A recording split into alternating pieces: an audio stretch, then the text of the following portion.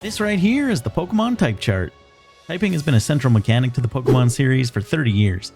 It plays arguably as much a role in whether a Pokemon is strong or not as Pokemon's base stats do. If you want to do well in battle, it's key to know how each type interacts with others. So, what if the type chart looked like this instead? Chaos. Absolute chaos. Too Many Types 2 does a couple of really cool things that make the game feel fresh compared to just, playing through Pokemon Emerald again. The first, obviously, is that there are 64 more types. The second is that we're not the classic protagonist moving into Littleroot, but a completely different trainer moving into Lilycove City. I absolutely love this change and the reshaping of the Hoenn region that we'll see throughout this video. But before we explore this new take on a fan-favorite region, we need a Pokemon. And as luck would have it, after meeting our future rival Ruby, get a package from the professor. My package is here. Sprigatito Chimchar Froakie. Alright chat, who do we want? Chat wants the Froggy, so welcome to the team, Kermit. A water and frog type. A Ribbit is just a frog type water gun? Okay. Oh, he follows me. Look at Kermit. He's jumping around in a carefree way. Our rival Sprigatito is unsurprisingly grass and cat type, but few, Ribbits easily bring it down to start our journey off on the right foot. Heading west of Lilycove to explore, I have to hand it to the devs for creativity. They had to come up with 62 of these type boosting items, and some of them are really great. A step stool raises the power of little type moves. Also, something concerning has happened here. Uh-oh. This used to be water.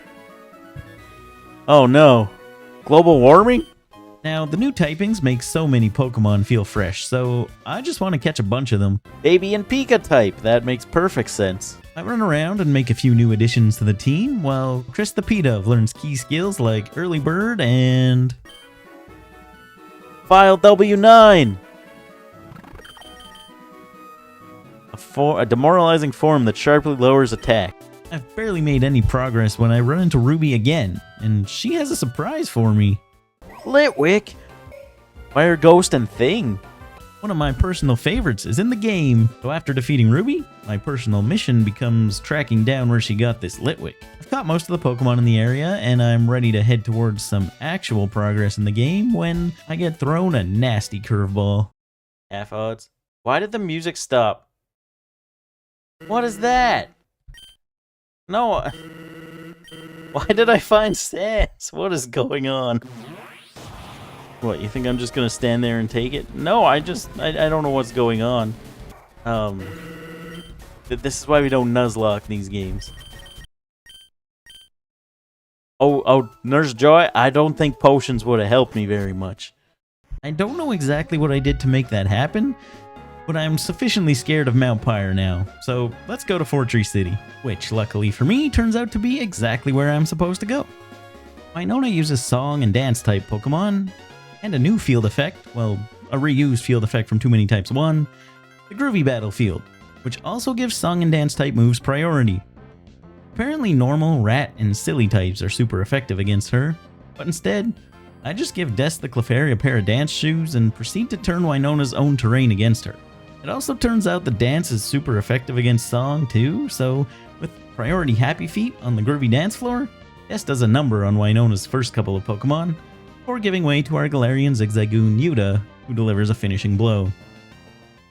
Kermit evolves into a Frogadier and gains the Ninja type, also learns the very cool sounding Poison Dart, a move like Halucha's Flying Press that deals dual type damage, as if the type interactions weren't already hard enough to wrap my head around. Then on the way out of Fortree, I run into Ruby again, but she's no match for our newly crowned ninja. Water frogs really don't like grass cats. But grass cats probably don't like poison ninjas. Aha! Couple of tongue shots later, we emerge victorious. It gives us a remarkably good reward, too. I venture into the Weather Institute, originally wondering if it might tell me something about where the water has gone, but instead I've wandered into chance encounters with Too Many Types 2's evil team. What's that? Team P? Team Purity, and how evil they are. Alright, what type are you, Cubone? You're just ground. Surely that's a baby type. How did you not get the baby type? Wait. Team Purity. Is Team Purity against too many types? Are they mad that there's 80 types in the game? Is that their whole shtick? That's right. Team Purity is Gen 1ers. Brilliant. Team Purity in this game actually use unique, pure Pokemon.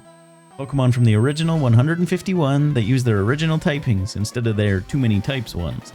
But as you can see, Purity Admin Justice's squad is simply no match for the tandem of Kermit and Chris. With that behind me, it's time to check the route for new Pokemon. And while I normally love the new typings, I have a bone to pick with this one. Birdkeeper Phil sent out Palmy. What kind of bird is that, Phil? Hey! Palmy's not boring. There's a food type now, also. And, this. Little Fire Cat. Something bad seems to have happened south of Mauville City, and Cycling Road has been completely destroyed. That's gonna limit where I can progress after this. But before that really matters, we've got a gym badge to earn. Wait. You again? This is the 4th rival fight before even getting a second badge, so I'm not gonna go through much detail here. Ruby's team has barely changed, and we make quick work of them once again. Now it's time for Watson. The old man has converted to a gamer in his old age. Guess what gamers are weak to? Make them take a shower with some water moves, or make them touch grass with grass moves.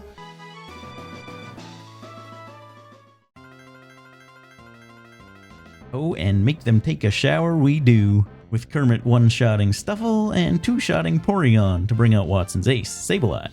But Sableye has something in store for us. We definitely just two-shot this. Although I guess he's probably gonna do healing and stuff, but Sableye used D's Nuts. What does D's Nuts do? The D's Nuts joke has turned the entire battle around as 3 of my Pokemon go down in rapid succession. But you know what else gamers are weak to? That's right, the corporate world. So Pomo comes in, gives Sableye a firm shake, and we win the battle. We have to head north now, and at the Mount Chimney lift, we run into the Gen 1ers again, attempting to squeeze far too many people into one cable car. When it doesn't work, Justice decides to take his frustrations out on me. Or at least he tries to. Potentially important lesson here, ninjas are strong against dragons. Phil and the Geodude brings down Justice's Ammonite with Bulldoze spam, and finishes him off with a revenge on Meowth. For whatever reason, they decide they don't need to meet up with their teammates atop the mountain anymore, and they leave. Atop Mount Chimney, we traverse an absolute death trap of a puzzle. We bunny hop the Macro Bike across lava, and we also catch ourselves a Fire Cat. No, Roar! Thank you. I don't know if that failed because it always does in this gen, or if it's just being nice to me. Alright, we got it. Call up Fire Cat? Sounds good. The boss battle here ends up being kinda tricky, because it's a 3-trainer gauntlet with no chance to heal in between. I end up taking way too much damage against an Electabuzz leading into the fight with Destiny, and her second Pokemon, Nidorina, sweeps my already bruised up squad with a series of water guns and poison tails.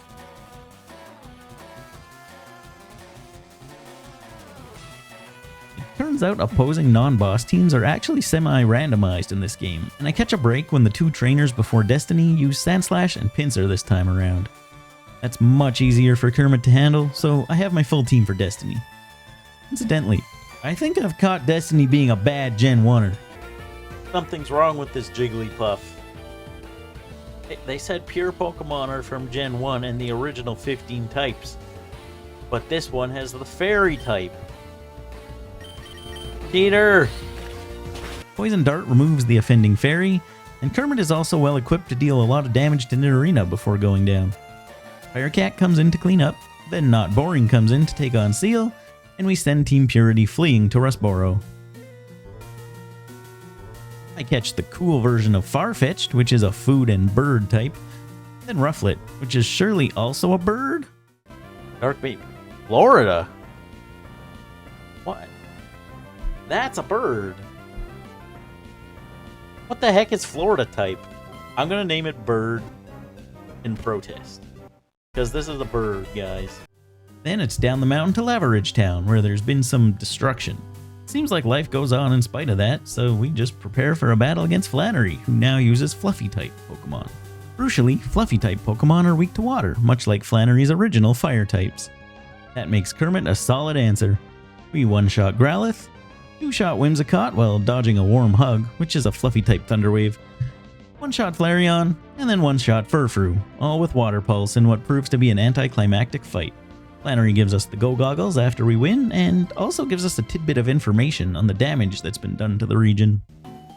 Kyogre Groudon disaster 2 years ago destroyed the south entrance to Fiery Pass, so you'll need the Go Goggles to go the other way north, through the desert. On our way through to Fallarbor, we get a few evolutions. Firecat, who is still a cat, Des, who also retains her original typing, Dance Space Fairy, and Not Boring. Also, big shout out to the Spindo with a goatee. I guess it's been a while since Ruby challenged us, so as we try to leave Fallarbor, she's at it again. Her team is a little better now though, starting with the Family Guy's type Mousehold. There's an exchange of moves between the two Pokemon, with Mousehold using Bullet Seed, and I try a few different moves to test for type advantage. I find nothing, but Not Boring does eventually get the KO.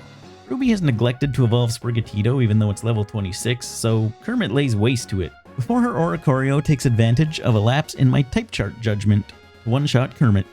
Bird is super effective against Frog, which definitely does make sense, so I send in the cat to bring Oricorio down. Lampin confuses me, so I switch in Des, and it turns out Dance is super effective against at least one of Lampin's types. Happy Feet brings them down in one hit. When Meteor falls, we team up with Ruby instead of fighting against her, for the worthy cause of defeating the Gen 1ers.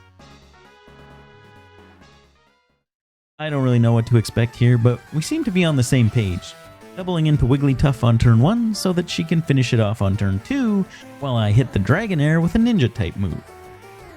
On the next turn, we finish Dragonair off, but Destiny sets up Toxic Spikes. This Mousehold continues to show off an awesome supporting moveset with Follow Me and Helping Hand. After a Hop on Persian, Justice gets me with a Stack Slap. Man, some of the sentences this game makes you say are wild.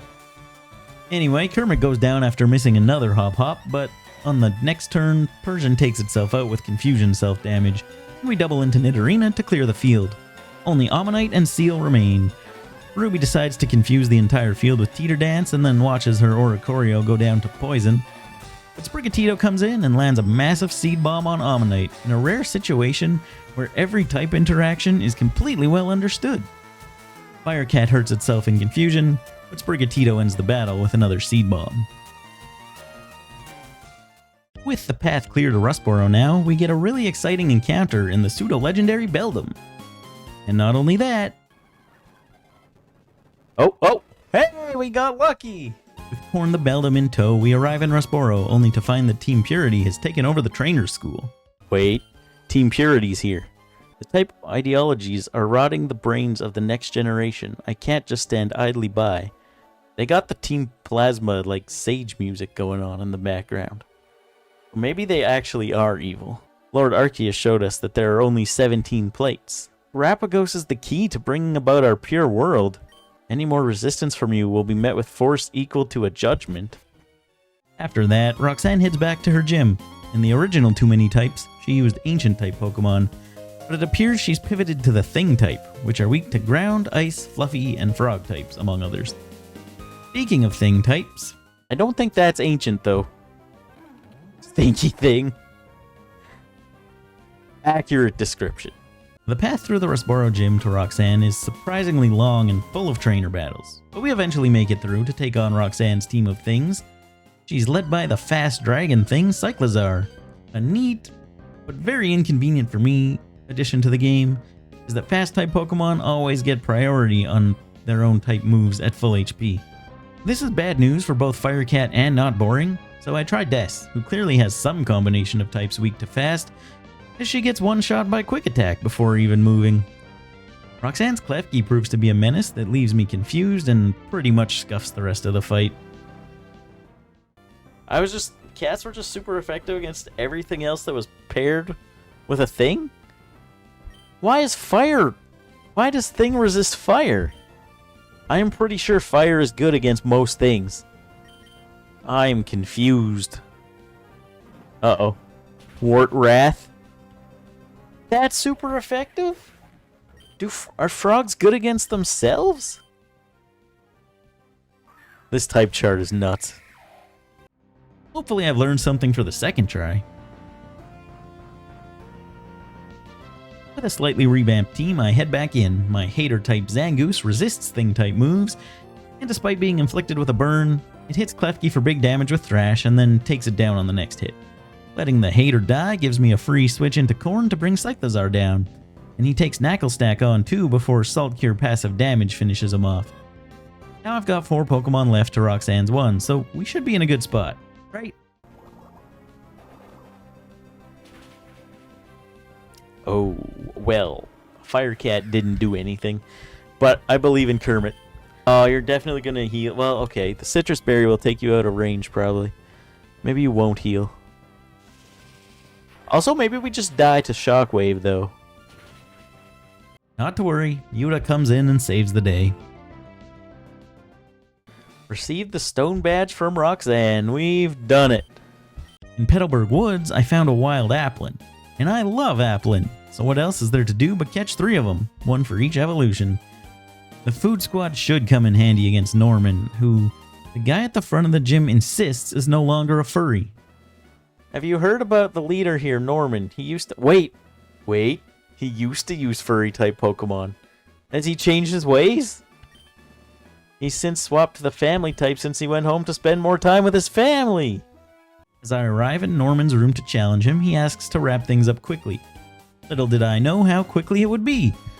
This newly changed family man has a family car on his side, and here's how that plays out.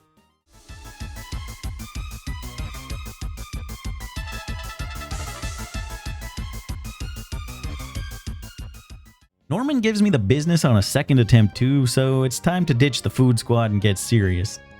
Welcome Altaria Grande and Seismic Toss the Machamp. I set up with Cotton Guard to get +6 defense and bring Kangaskhan down with Fluffy Fury. Then Norman reveals this, which I hadn't seen yet because of that reverb room. Oh. Oh no. Wait. Freak type? Norman... The game told me you moved on, but I don't think you've changed your ways as much as you think. Let's ignore the implications for a moment and stick with the battle. Vaporeon is a special attacker, so my setup is kinda useless, but not boring does exact some measure of revenge. Out comes the Demon Car, and here we go again. Except this time, Kermit just does this.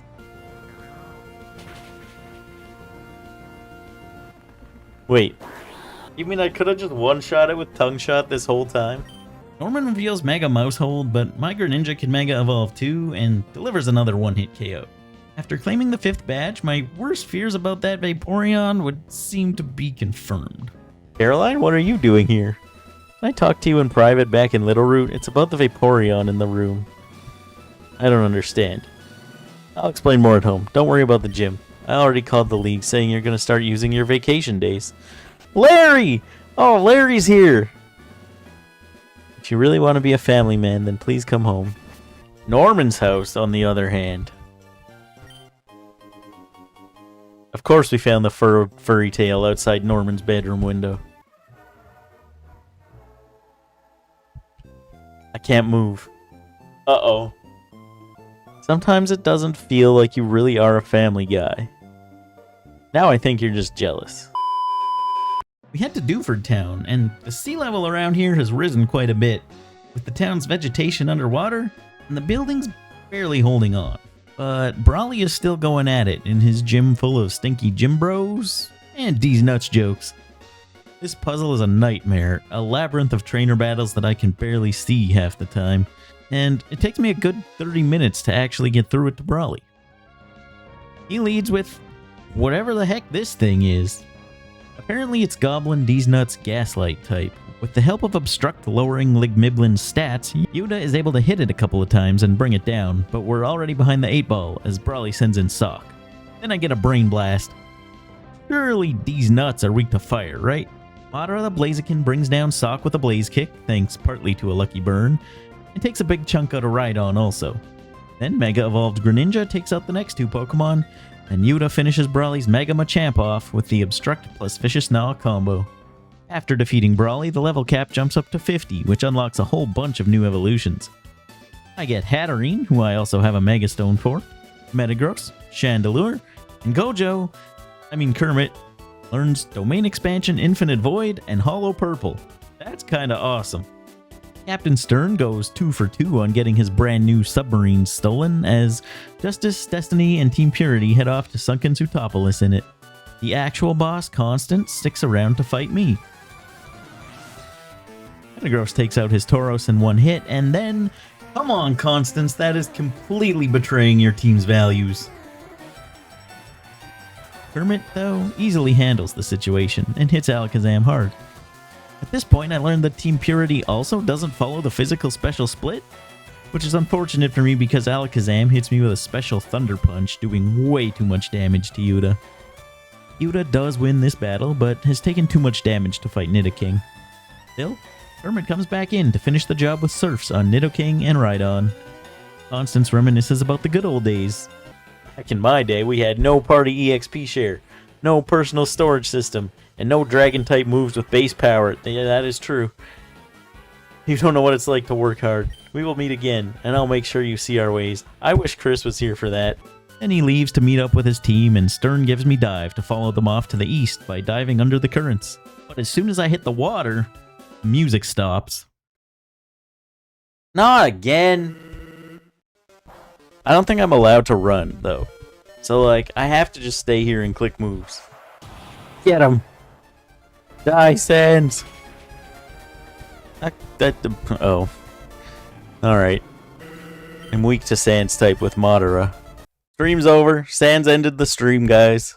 Eventually I get to make some more progress again, and even see this guy swimming around. That tells me I can probably catch one of them around here somewhere. And you better believe I want to use a Mega Dragonite. The search is long, but finally... There he is! When I eventually get to Pacificlog, I find a gym, and Ruby's standing in front of it. Turns out when Zootopolis sank, the league moved the gym here. It's been quite a while since we fought Ruby, especially given the rampant pace of rival battles early on, so it's time we throw down again. Hoenn brings down Ruby's Mousehold with ease, then lives on 1 HP before taking Basket Legion down too. I switch into Madara for Oricorio when some crazy stuff happens. He's getting fast.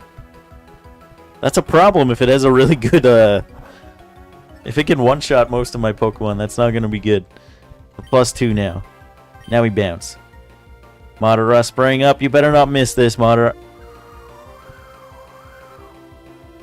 Oh, dear. Oh! We somehow lived. We got confused. Are we going to hit ourselves in confusion? Of course. What a wild turn of events that turn was. Redland the Corviknight lands a Brave Bird on Oricorio, but was sufficiently weakened beforehand that it also takes itself out with recoil. Then Ruby's Chandelure uses Laser Beam and obliterates my Obstagoon.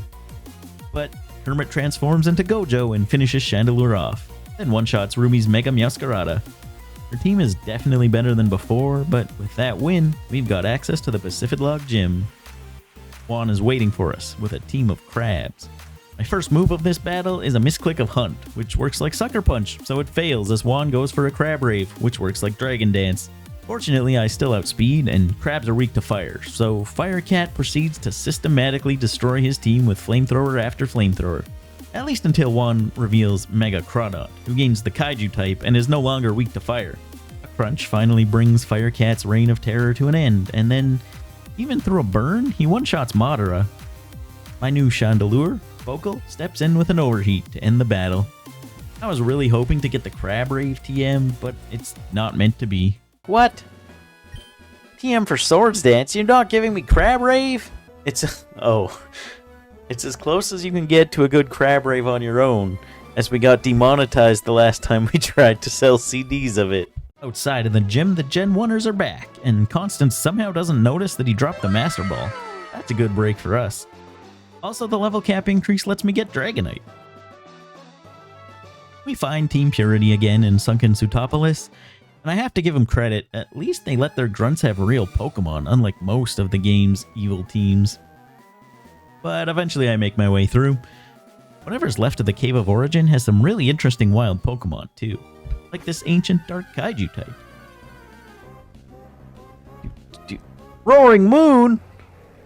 After I catch Roaring Moon, I swap it onto my team in Dragonite's place, just in time for a match against Justice, who has a Dragonite of his own and, Please don't have a move to hit me with. Yeah, the Dragonite's getting his revenge for me boxing him. Oh no, you have Dragon Claw! Well, yeah, he's getting back at me for replacing him for sure. Building Strike! Uh-oh. Oh, I have regrets now. Sorry, Dragonite. I think I have to just let Corn go down now. Omastar's Judgment? Oh, right. It's Lord Helix. Well, that didn't go very well for me. Now this is primarily annoying because I have to surf all the way back here from Lily Cove, and I don't actually know where I'm going. But the second attempt goes better for me. Vicious Gnaw. We outspeed. Okay. They all use Mega Evolution. Well, all the admins use Mega Evolution. A true Gen 1er would not Mega Evolve. Dragonite doesn't care. You've ruined my character development, my arc. I even used the new moves. A match against Destiny goes a little smoother, although she does still put a pretty good dent in my team before I emerge victorious.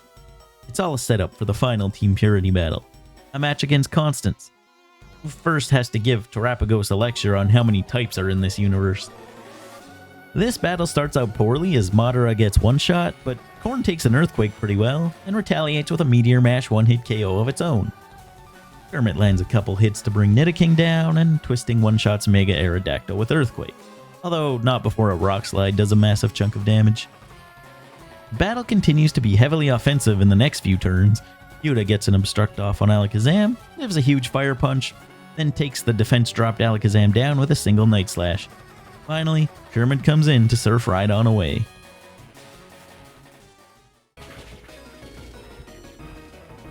Oh, okay. This is it. Stellar Form Terapagos. What types do you hold? It's every single type. But how many types? Too many types.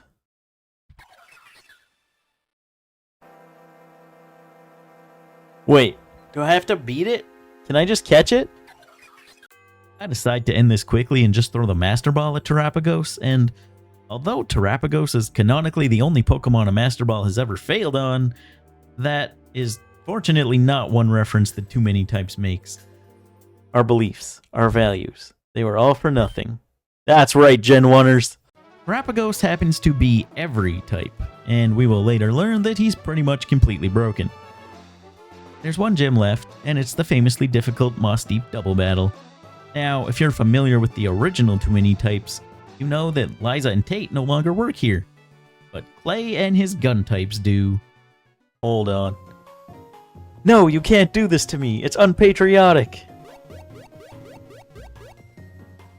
I ran this gym for 2 years because of your yellow bellies, and this is the appreciation I get? I was tougher than a Blissey fighting an Alakazam because of my right to bear arms. The Wonder Twins up and kicked me out because I was not aligned with the core values of the gym or whatever. None too happy about losing his post, Clay takes it out on us. Classic. He, of course, still has his signature shoot move, but Terapagos stands tall and brings the turtle down. The classic Obstruct into Night Slash brings Dracloak down. It turns out Obstruct is a phenomenal move against Shoot, since it works like Gigaton Hammer, where the user has to choose a different move on their next turn.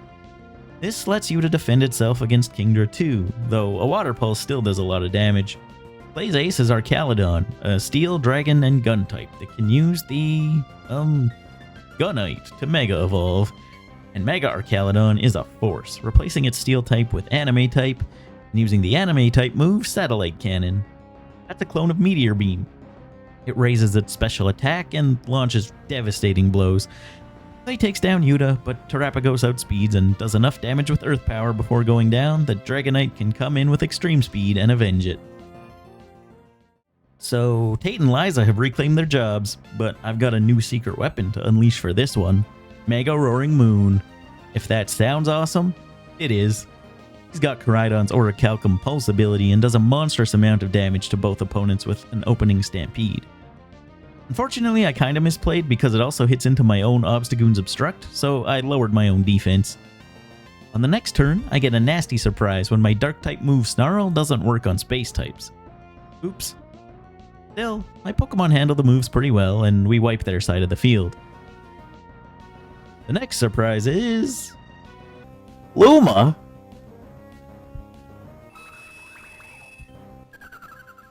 Why do you have Luma? We go for Tailwind and Obstruct this turn, and Bird goes down, but we're in a pretty good spot. Luma is basically Blissey stats-wise, so it goes down immediately to an extreme speed while Yuta hits BKM. They do surprise me with Depravity doing massive damage to my Dragonite, but Mega Roaring Moon comes back in, and Stampede renders this a 2v1 against Tate and Liza's Mega Metagross, which is apparently a Crab type now, and so my Stampede didn't actually hit it. Although it's doing a crazy amount of damage, strategic use of Obstruct drops their defense and allows Corn to keep up with the damage output. 2 Meteor Mashes later, we hold the last badge. Now, Victory Road is no joke. Like, look at this guy. Owner of one of each type of Ursaluna and a Porygon Z. Terra Starstorm is absurd in this game though, and sweeps away this formidable opponent. The guy at the end of Victory Road? Blood Moon Ursaluna, and the Fighting Dark VGC type Urshifu. At this point in the game though, our team is built for pretty much anything. We arrive at the Pokemon League with only Ruby standing in the way of our Elite Four challenge. Wait, where are you going? Oh, we're just fighting in the middle of the Pokemon League building? Okay. I Mega Evolve Roaring Moon right away and Breaking Swipe as Ruby, unluckily, misses a Population Bomb on the first hit. Then I finish it off. Breaking Swipe hits really hard from a Mega Roaring Moon and also lowers the opponent's attack, which comes in handy immediately against Basculegion as it lets me live a Head Smash and the recoil takes it out. Roaring Moon did some really good work in this battle, and as it goes down, Twisting comes in to clean up. Kinda looks like Kaijus are weak to things, as Chandelure's random things go hurts a lot. And she also completely eats an Earthquake, but an extreme speed on the way down brings Chandelure down really low. My own Basculegion, Beta Tide, comes in to take the KO with Aqua Jet, and then I bring in my own Chandelure, Vocal, to take down Mega Meowscarada. Except... oh, no! I forgot how fast you were. Oh, come on, hold. Hold! Oof! That's not good. So I leave it to Corn, but Meowscarada eats this hit, and then unveils Mage Armor, which appears to be a completely broken version of Protect. It raises evasiveness if you attack into it. Corn now starts missing Meteor Mashes and goes down. Beta Tide soon follows. Katarine is my last hope. Like, are you weak to gender? There's no way. Well, let's see what happens, I guess. Ooh, that's a lot of damage. Come on, one-shot it somehow. We did it! Now, the Elite Four admittedly takes me a couple of tries here. For the sake of the video, I'm only going to do a detailed run-through of the first time I won each battle, since subsequent attempts do play out in very similar ways and wouldn't necessarily be fun to watch. But I want to make it clear, I did struggle with some of these battles, and I think the developers did an awesome job of crafting these teams. There's both an element of surprise and a lot of power. So, let's get to the Elite Four run. The first Elite Four member is none other than Brendan. Now, the game's level cap puts me at level 68 for the entire Elite Four, which is pretty over-leveled for this particular battle. I tried to make things really easy by setting up Calm Mind on Terapagos, but Brendan actually gets a ton of special attack drops with Moonblast. Then Grimmsnarl, the Uno reverse type, has a mechanic where he gets to draw a card from the Uno deck each turn. This one flips the speed order and hits D's nuts. Weird. We take these nuts. Wait, don't clip that. I was not thinking about what I was saying. Then doesn't actually go down immediately to a Terra Starstorm, rendering all of my setup completely useless. But Aqua Jet finishes him off. Beta Tide eventually brings Phalanx down too, but Not before taking a lot of damage from the silly type move, Wedding Cake. Adaptability boosted Wave Crash makes a big dent in Aegislash, and then the Mega Evolved Skypie brings it down. But Brendan unveils his own terrifying ace. Mega Deoxys? Oh no. That seems bad. What the heck is that? This absolute beast starts mowing down my team. Yuta does live a hit and gets some damage off, but not quite enough to KO, so now it comes down to whether or not Hoenn can take one. But Brendan actually just goes for Recover, even though he's at -4 defense, so Hoenn finishes him off with an Earthquake. Consider the message sent, though. Brendan started with a level 56 Pokemon, and I thought this would be an easy-ish battle. This Elite Four means business. It's time to advance to the second member. Mario? Okay, I wasn't ready for Mario. Alright, Mario. Let's go! I like the music. With a team straight out of Too Many Productions' Super Mario Mon, Mario's team is a great concept, but it's one that proves to be no match for the cover legendary of Too Many Types 2. Terra Starstorm wipes the floor with these guys before I run out of PP on his last Pokemon Mega Probo Pass. And look at this dude. Hello!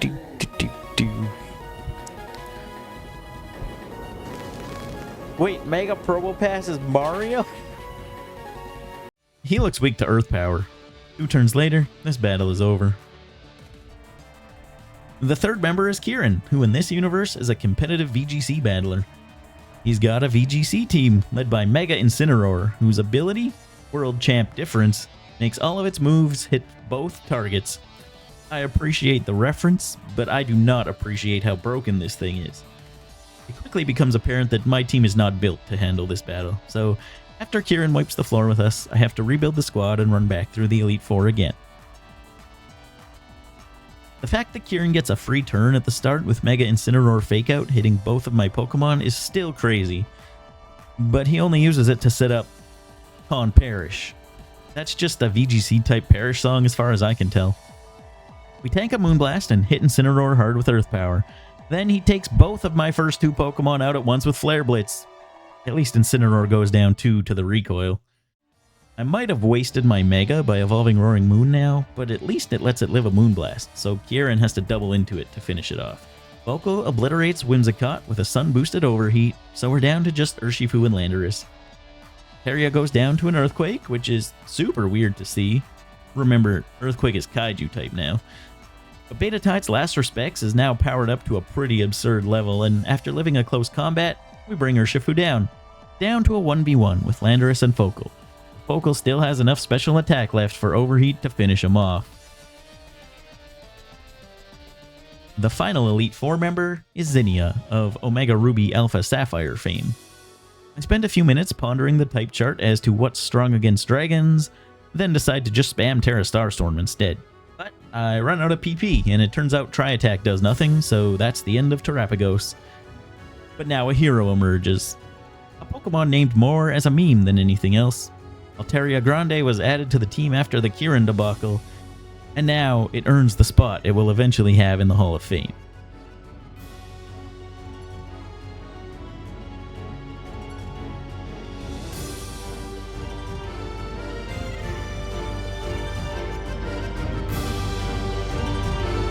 And no, I have no idea why Mega Whismer exists, but that's a sweep.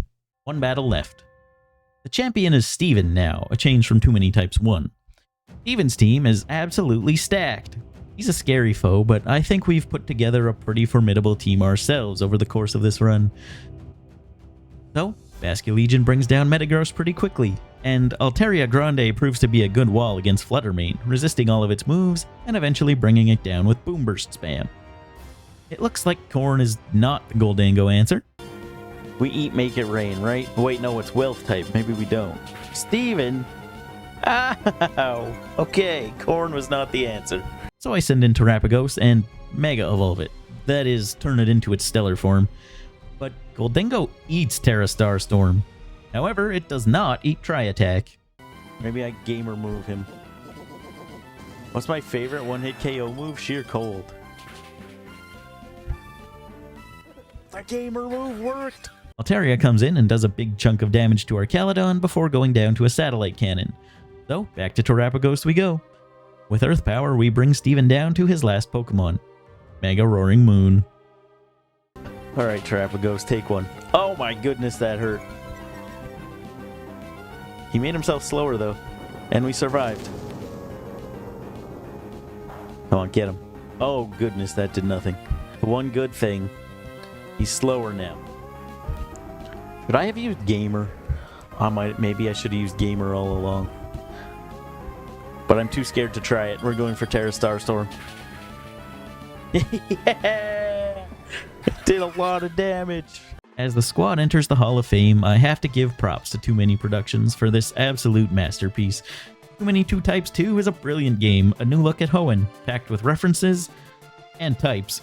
It truly feels like a brand new game, not just a mod, and it was so much fun to play through. If you liked the video, show your support for the channel by leaving a like and clicking that subscribe button. It's free, and it helps me out more than you realize. Thank you so much for watching. And if you've made it this far, check out this video over here if you want some more VCreate content. I live stream on @VCreateLive on Tuesdays, Thursdays, and Saturdays. I've got a link to that channel down in the description below, so come by a stream sometime if that interests you. We'll see you again soon.